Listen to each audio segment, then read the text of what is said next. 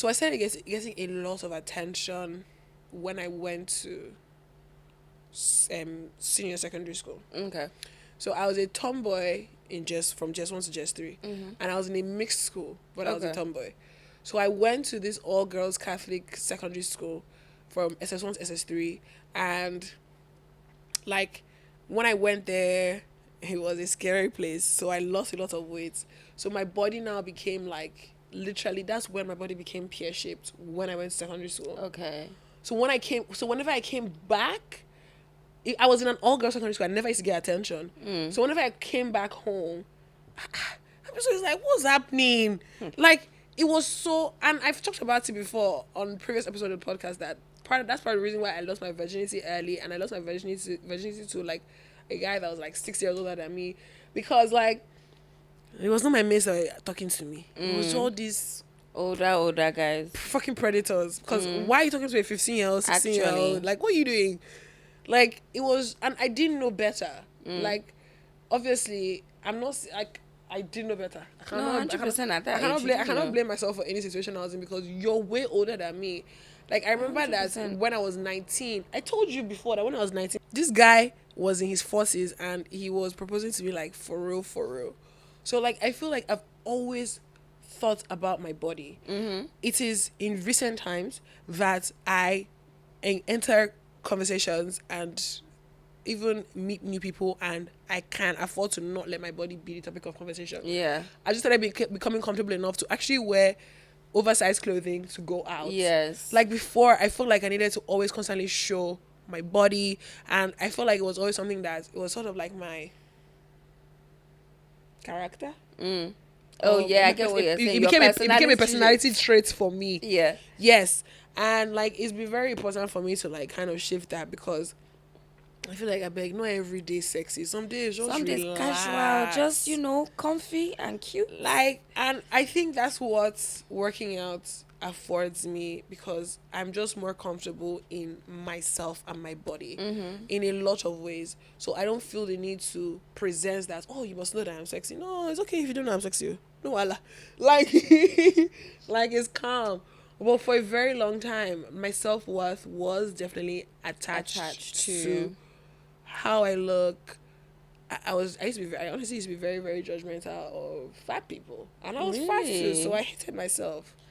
Wow. I hated myself. Our I would stories are absolutely complete say opposites. So. I'll absolutely say I hated myself. Like 100%. But like I've definitely grown from that. And I can't, if you ask me why, I can't think of any reason. Like I can't think I of don't think any. there needs to be a why. I think when you're young, you're very impressionable. So whatever you see around you, you're going to assimilate and you're going to shape your world to what you're seeing. Yeah. Do you understand? Yeah. But I don't think, no, I don't think it's your fault. I'm very happy, but I'm very curious to hear your story because It's opposite. I only know mine. So, like you saying that your story is different, I'm just like, Very you're so opposite. lucky. This year I was looking at you like, No, oh, it's yeah. not that. No. When I say is, I think I'm just trying to order the wine. I'm paying Per. attention. I think what is opposite is like, I think the thought process. So I went through puberty quite late. I didn't start looking like this till my first year of uni, end of my first year of uni. That's crazy. As in, I went to uni, I came back, and my mom was like, we need to Jesus buy is you a Lord. bra. We need That to buy you a bra jiggers. for real. But I think, They don't have the 1 liter one anymore. I'll just get the one you have. yeah, that's fine. 2 or 1. We cannot drink 2 liters or kilo day. Okay, Oh, carry no. on. So, yeah, I think I grew up in London. I grew up in South London. So it was quite...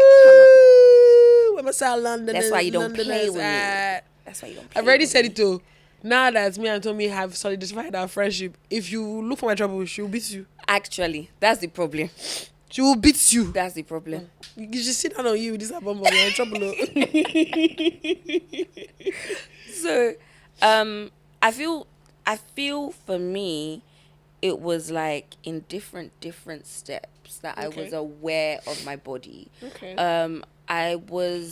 I feel like I'm very thankful, Bella. I feel like I'm very, very thankful. I wasn't brought up in like that type of environment where they'll say, oh, this person is coming to the house, go and wear trousers, or go and, like, I wasn't raised in that sort of environment. So just me being I was. really, well, that seems stressful. Yeah, it was. So It was. I honestly, I feel like when I talk about my experiences, but carry on. Just we're go gonna on. circle back to that. Yeah, we'll one. circle back to that. I feel like the first times I was made aware of my body, and at that point, honestly, I looked like a chubby boy because there was no curve. There was nothing. I just looked like a chubby boy. And I was okay with that because the people that I surrounded myself, I had to grow a personality. How can you say no, but it's true. That's why I have a personality. I could not rely on my looks when I was fine. No, facially I was fine. But I was just round. I've always been like, I was round. It was not thick. It was not Anybody thick that- with QUE. It was just round. I looked Such a like a chubby disaster. boy. But when I became aware that, or more, maybe you're carrying something, maybe possibly is when I would like go out, and then you'd pass a barbershop, and the Ghanaian okay, so and the they cat's ju- calling. yeah, one of my favorite cat calls. Don't do it all because honestly they were predators. You can't be 30, 40, 50 hollering at a 15-year-old. But one of the most interesting cat calls I have ever received to date was Wagwan Fluffy. Yeah. I'll never forget that man. When I return home, I still see him sitting outside of the barbershop. That's why you're still outside of the barbershop, sir. Because you're calling young girls and asking them Wagwan Fluffy. Why will you not still be there? So that was the first time I was like, I'm going to throw up. aware of my body. Second time I became. Why he do you like that? I don't know why he did me like that. But he Oh did me my, like that horrible culture going to the market with my mom. I'm so happy I avoided that. I'm not gonna lie. Going to Tejo Show, I'm so Lagos happy I Island, avoided all Tejo of Show that. and Balogo with my mom. Because my mom is one of those women that does everything. Oh my, if you follow us to the market, they'll be dragging you. Oh, so disgusting. No, I could not. I could never. Okay. So the second time I became I can't believe aware. you can never forget why. I'm going to start calling you Fluffy. People call me Fluff, but do you know what the maddest thing is? Depending on who you are, I actually like it. Oh, Fluffy. Because shout out, Yeah, this that's such a person cute knows name. who he is. But last time I was in Now London, you giving a shout out on the first episode. yes, daddy, Ow! call me, because we have unfinished business. Okay. Anyway, even though he did see me winding up on my other thing, hey, do you know what? You know, Too life much, is dynamic. I do things for the plot. All of us. The plot. Anyway, so he saw me in London and he was like, I'm going to steal this bodysuit from you. But that's carry fine. I saw him in London and he was like, you know, you're not thick, you're healthy. I was like, Shoe? okay, daddy. Like you are Thank like you. cold. You know, like cold. You know when oats get cold. Eh? You know when Oats. oats when Yeah. they get cold. You know how Yeah, it is. you're an idiot. Yeah, I need you. Wallahi. Yeah, wallahi. With, So with 3 Ks. the next time I became aware of my body was when I was in uni. And one of my guys, and do you know what's really funny? He's actually someone probably in the entertainment industry now. And whenever I remind... You don't know, you probably won't know him. He's in the UK. Okay. But I'll just you after. But we were in the library. My big worry is much. We're in the library. He looks down at me and he said, Wait, library like University club? library. Oh, I'm weary. University library. And this is chaotic. Honestly, Valerie, this is chaotic. He looks at me and he goes, T-Gubs. Because I don't know why people used to call me T-Gubs back then. He was like, T-Gubs. This breast should be for sharing. Hold on, wait a minute. Sir, I'm screaming. and then I remember How will you calling put my you on the mum, spot yeah. like that? I remember calling my mum. Sharing with who? I don't even See, I know. look like your breast is just sending it. I remember calling my mum, yeah. And my mum was like, you know, boys unfortunately will be boys. Just don't let anybody. Yes. Well, I could not call my mum. She was like, boys unfortunately will be boys. Don't let anyone feel bad. This and that. Just give me a pep talk. And I came home, and I'll never forget my mum's face. She just looked at me and she was like, oh yeah, let's go to Marks and Spencer's. We're going to buy you a bra. Oh, so you weren't wearing a bra then? I was wearing like sports bras, bra tops. Do you get? I literally went to uni, came back, and I developed everything. And from then, even my male friends, that everything was completely platonic. I saw the shift in how they treated me just because of how my body changed. And I think y'all niggas was sick for that one. So I think that is another thing that I struggle with. I'm tired of when I talk about my relationship with guys, because I have some very close guy friends that we don't have any sexual history. And every single time it's like, you people are probably fucking, or he wants to fuck you. Or I think that having a body like this, so the body that is now mainstream, because when I was growing up, I was called horrible. I was called fat. I was fat shamed throughout my entire secondary school. I was called the big girl.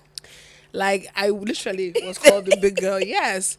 So it's very interesting to see that people are spending money to get the same body. So it's also painful, because I know, and that is why I struggled a lot with my weight, because I was constantly trying to fit into society's standards of what was acceptable. I was constantly trying not to get called horrible.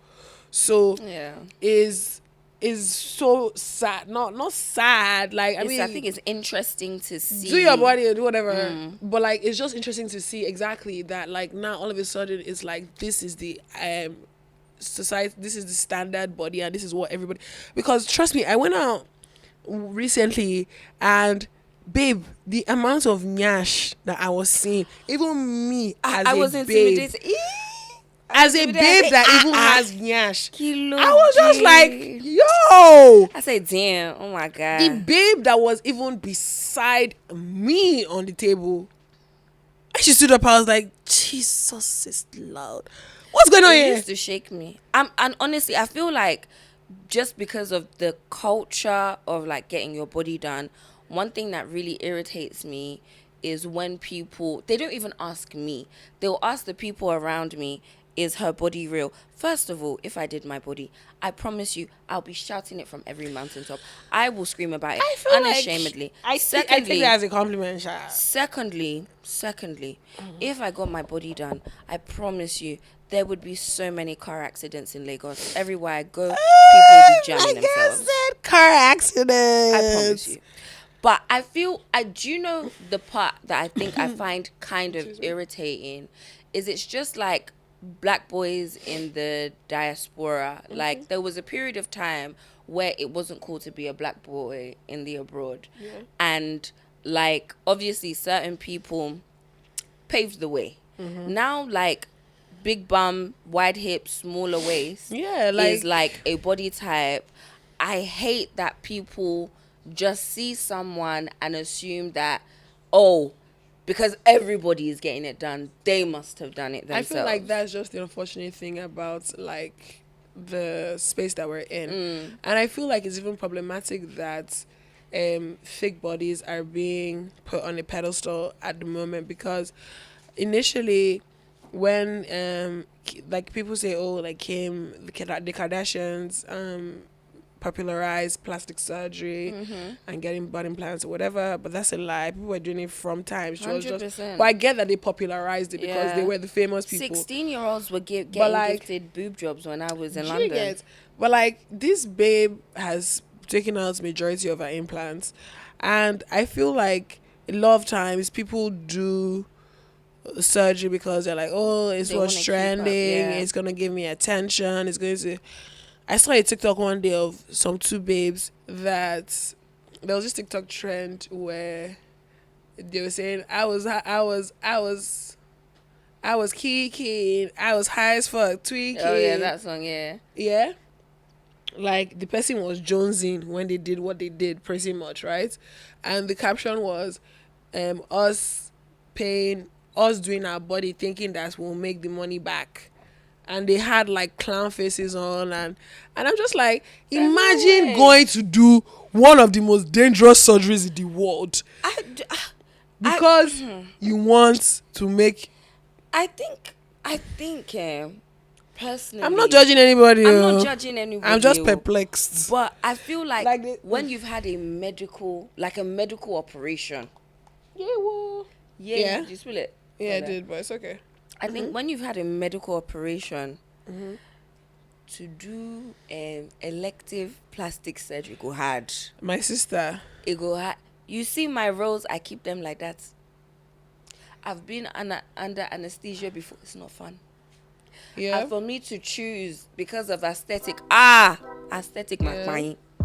Because it's not better for aesthetic. It's not going to be well for aesthetic because I cannot endanger my life. Do you know how many people die? Like, I feel like if it's something that will make you happy and it's something that's going to fix something you have been struggling with, then yeah, go ahead. But like doing it because you feel like it's an investment and you're going to flip that money, I think that's crazy.